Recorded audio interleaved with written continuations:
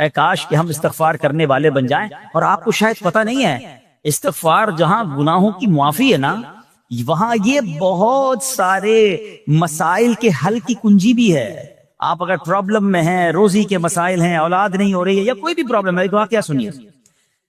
حضرت امام حسن بصری رحمۃ اللہ تعالی بہت بڑے بزرگ، ایک شخص آیا، آ کر کہتا حضور بارش نہیں ہو رہی ہے، قحط کی پوزیشن آ گئی ہے، بارش نہیں ہو رہی، دعا فرمائیں، کو وظیفہ عطا فرمائیں. آپ نے فرمایا استغفار کر. وہ چلا گیا. اچھا ایک بزرگ بیٹھے تھے ان کے پاس، حضرت ربیع بن صبیح رحمۃ اللہ، وہ دیکھ رہے تھے. دوسرا بندہ آیا، کہتا حضور تنگ دستی ہے، کاروبار میں ڈاؤن ہے، رزق میں تنگی ہے. آپ نے فرمایا استغفار کرو.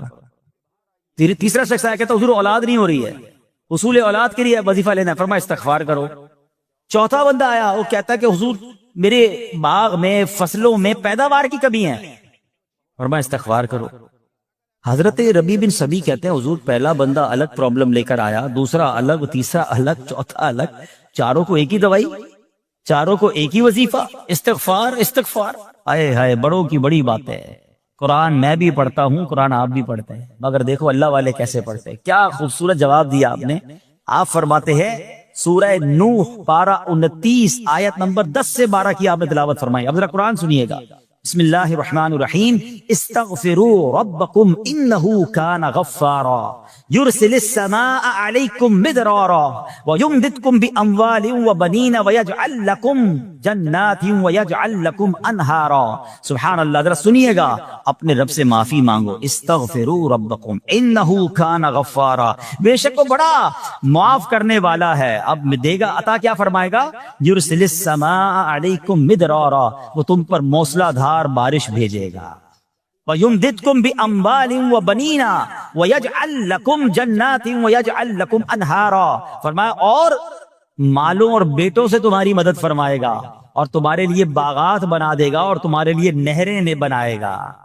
باغات بھی بڑھ رہے ہیں، اولاد بھی عطا ہو رہی ہے، مال بھی بڑھ رہا ہے، بارش بھی ہو رہی ہے. کس چیز سے؟ استغفار سے. تو استغفار یہ آپ کے بہت سارے پرابلمز کا حل ہے، مسائل کا حل ہے. بس اپنی زبان استغفار سے تر رکھے. اچھا پھر اس میں تھوڑی سی شرمندگی بھی ہے. ایسا نہیں کہ استغفار بھی ہو رہا ہے اور دماغ کہیں اور ہے، مسکرا بھی رہے ہیں، ہنس بھی رہے ہیں، اور استغفر اللہ، کسی سے معافی مانگتے ہوئے ہنستا ہے کیا بندہ؟ استغفر اللہ ربی من کل ذنب واتوب الیہ. یا اللہ میں اپنے سارے گناہوں سے تجھ سے معافی مانگ رہا ہوں. بہت سارے استغفار کے سیکھے ہیں. استغفر اللہ العظیم من کل ذنب عظیم. اے اللہ میں تجھ سے استغفار کرتا ہوں، وہ رب جو بہت عظیم ہے، اپنے سارے بڑے گناہوں سے میں استغفار کرتا ہوں. الگ الگ سیغوں سے اللہ کی بارگاہ میں استغفار کریں. ہو سکے تو کبھی گناہ یاد آئیں تو آنسو بھی بہ رہے ہوں، مگر یہ استغفار اللہ کو بڑا پسند ہے، معافی رب کو بہت پسند ہے. ابو اللیث سمرقندی رحمۃ اللہ تعالی لکھتے ہیں پچھلی قوموں میں ایک شخص تھا، اس نے بہت گناہ کیے تھے. ایک بار اس نے اپنی پچھلی زندگی کے بارے میں سوچا، گناہوں کے بارے میں غور و فکر کیا، تو اسے شرمندگی ہوئی. اس نے نادم و شرمندہ ہو کر 3 مرتبہ کہا اللہم غفرانک اللہم غفرانک اللہم غفرانک. اے اللہ تیری بخشش، اے اللہ تیری بخشش، اے اللہ پاک تیری بخشش. اسی لمحے اس کو موت آ گئی اور اللہ پاک نے اس کی بخشش فرما دی. آئیے ہم بھی پڑھ لیتے اللہم غفرانک اللہم غفرانک اللہم غفرانک. استغفار کرنا، توبہ کرنا، گناہ یاد کر کے شرمندہ ہونا، یہ اللہ کو کتنا پسند ہے. ایک سبحان اللہ، اس کے بارے میں چند برکتیں آپ کو بیان کرتا ہوں. بڑی عظیم برکت یہ ہے کہ اس کی بدولت بندے کا تنگی اور غم دور ہو جاتا ہے. حدیث پاک میں ہے جو ہمیشہ استغفار کرتا رہے اللہ پاک اس کے لیے ہر تنگی سے نکلنے کا راستہ بناتا ہے، ہر فکر و غم سے اسے خلاصی عطا فرماتا ہے. اس کی ایک برکت یہ بھی ہے کہ ایسے بندے کو اللہ پاک غیب سے رزق عطا فرماتا ہے. حدیث پاک میں ہے استغفار کرنے والے کو اللہ وہاں سے رزق عطا فرماتا ہے جہاں اس کا گمان بھی نہیں ہوتا ہے. اتنی مہنگائی ہے، اتنی مشکلیں ہیں، اتنی تنگی ہے، لوگ قرضے میں ہیں، کبھی ادھر جاتے ہو کبھی ادھر جاتے ہو. ارے بھائی سب کے پاس جاتے ہو، رب کے پاس کیوں نہیں جاتے؟ استغفار کرنا شروع کر دو، فرمایا ادھر سے روزی دے گا جہاں تمہارا گمان بھی نہیں جائے گا. اس کی برکت سے اللہ پاک دلوں کے زنگ کو دور فرماتا ہے. آئیے پیارے اسلامی بھائیوں، اللہ کو معافی مانگنا، دل سے پکارنا کتنا پسند ہے. میں آپ کو ایک بہت ہی خوبصورت واقعہ بتاتا ہوں، اور یہ واقعہ ہے حضرت موسیٰ علیہ نبینا علیہ الصلوۃ والسلام کا. اللہ پاک نے حضرت موسیٰ علیہ نبی علیہ السلام نے ایک بار اپنی مناجات میں عرض کیا یا اللہ یا رب، اللہ پاک کی طرف سے جواب آیا لبیک یا موسیٰ. آپ نے عرض کی یا اللہ تو میرا مالک ہے، تو خالق ہے، میں تو تیرا بندہ ہوں. ارشاد ہوا مجھے یہ پسند ہے کہ جب مجھے کوئی میرا بندہ یا رب پکارے تو میں اسے لبیک کہہ کر جواب. اللہ فرما رہا ہے حضرت موسیٰ نے عرض کی یا رب کیا یہ ہر موتی بندے کے لیے ہے؟ کیا ہر نیک آدمی کے لیے ایسا ہے کہ جب تجھے وہ پکارے تو لبیک فرماتا ہے؟ سنو اللہ فرماتا ہے ہاں بلکہ ہر گناہگار بندے کے لیے بھی ہے. حضرت موسیٰ نے عرض کی یا اللہ فرما بردار تو تیری اطاعت کرتا ہے، وہ بات تو سمجھ آ رہی ہے، گناہگار پر یہ کرم کس وجہ سے؟ اے ہے سنو میرے رب کیسا کریم ہے. فرماتا ہے اے موسیٰ اگر میں بھلائی کرنے والے کو اس کی بھلائی کا بدلہ دوں اور برائی کرنے والے پر اس کی برائی کی وجہ سے احسان نہ کروں تو میرا جود و کرم کہاں جائے گا؟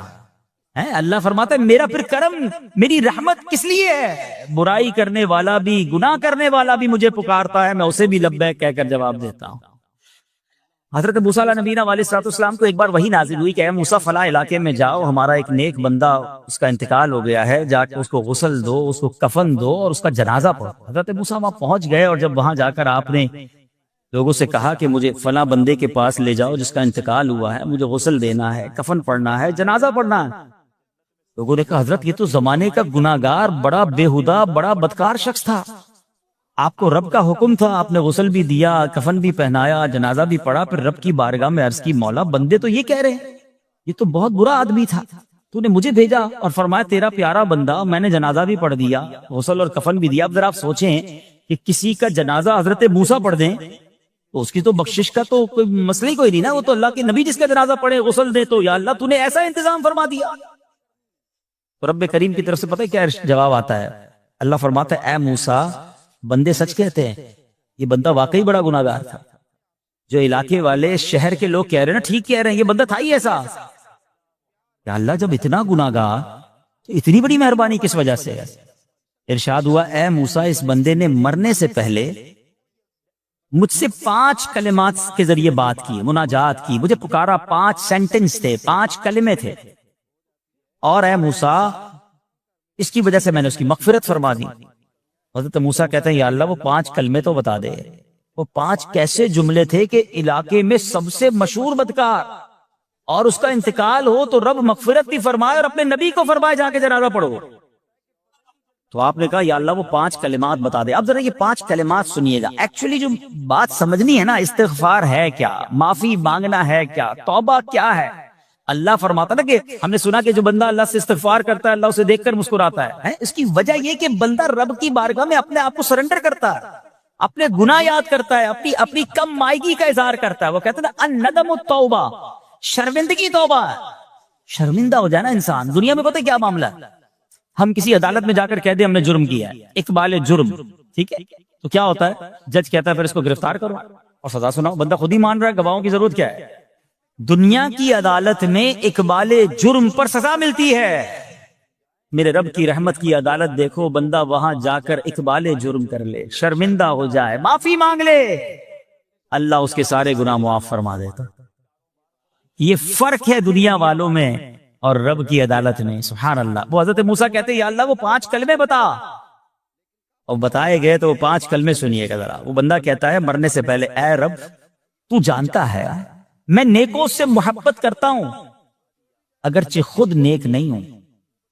یا رب تو جانتا ہے میں فاسقوں سے بغض رکھتا ہوں اگرچہ میں خود فاسق ہوں. سمجھ رہے ہیں بات؟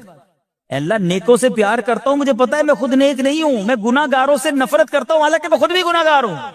کہیں بھی اپنی بڑائی نہیں ہے، میں گناہ گار، میں بدکار، مگر اللہ میں پیار کرتا ہوں نیک لوگوں سے. تیسرا جملہ کیا تھا؟ یا رب اگر مجھے معلوم ہو جائے کہ میرے جنت میں داخل ہونے سے تیری ملکیت میں کوئی کمی آ جائے گی تو اے اللہ میں تجھ سے پھر جنت کا سوال کرنا چھوڑ دوں گا. مجھے یہ پتا ہے یا اللہ تو نے مجھے جنت میں داخل کیا نا، تیری جنت میں کوئی کمی نہیں آئے گی، بہت بڑی ہے، ہم مجھے داخل بھی کرنے سے تیرا کچھ نہیں جائے گا. اگر کچھ جاتا ہوتا تو یا اللہ میں جنت تیرے سے مانگنا چھوڑ دیتا. چوتھا جملہ کیا ہے؟ اے رب اگر مجھے معلوم ہو جائے کہ مجھے جہنم میں داخل کرنے سے تیری ملکیت میں اضافہ ہو جائے گا تو میں پھر جہنم سے پناہ نہیں مانگوں گا. یعنی اگر تو تیرے ملک میں تیری شان میں اضافہ ہو رہا ہے مجھے جہنم میں ڈالنے سے، پھر تو میں نہیں کہوں گا تجھے کہ جہنم سے نکال، مگر مجھے پتا ہے تو پہلے ہی مالک ہے، تو پہلے ہی خالق ہے، سب کچھ تیرا ہے، مجھے جہنم میں ڈالنے سے تیری کوئی ملکیت میں اضافہ نہیں ہونا۔ اور آخری بات کیا کہتا ہے؟ یا رب اگر تو مجھ پر رحم نہ کرے گا تو پھر کون کرے گا؟ اللہ فرماتا ہے اے موسیٰ میں نے اس پر رحم کیا، یہ میرے کرم کے لائق تھا، میرے کرم کے لائق نہیں تھا کہ میں اسے ناکام لوٹا دیتا۔ جب اس لیے کلمات کہے تو میں نے اسے درگزر فرمایا، اس کی مغفرت فرما دی، اور میں ہی بخشنے والا مہربان۔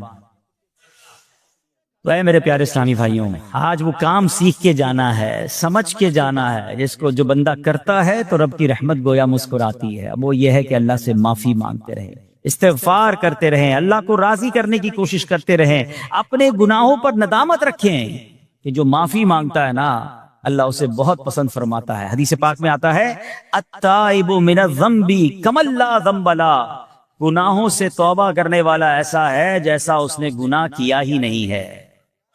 اچھا اب ایک اور بہت پیارا عمل جس کو دیکھ کر اللہ مسکراتا ہے، وہی میں نے جو تفصیل بتائی کہ اللہ کی رحمت راضی ہو جاتی ہے اور اللہ کی رحمت برستی ہے، رب راضی ہو جاتا ہے۔ نبی پاک علیہ الصلوۃ والسلام نے فرمایا 3 بندے ہیں اللہ پاک انہیں دیکھ کر مسکراتا اور کیا ہوتا ہے؟ فرمایا اور بہت خوش ہوتا ہے۔ اب وہ 3 بندے کون سے ہیں؟ چیک کر لیں ہم ان میں ہیں کہ نہیں۔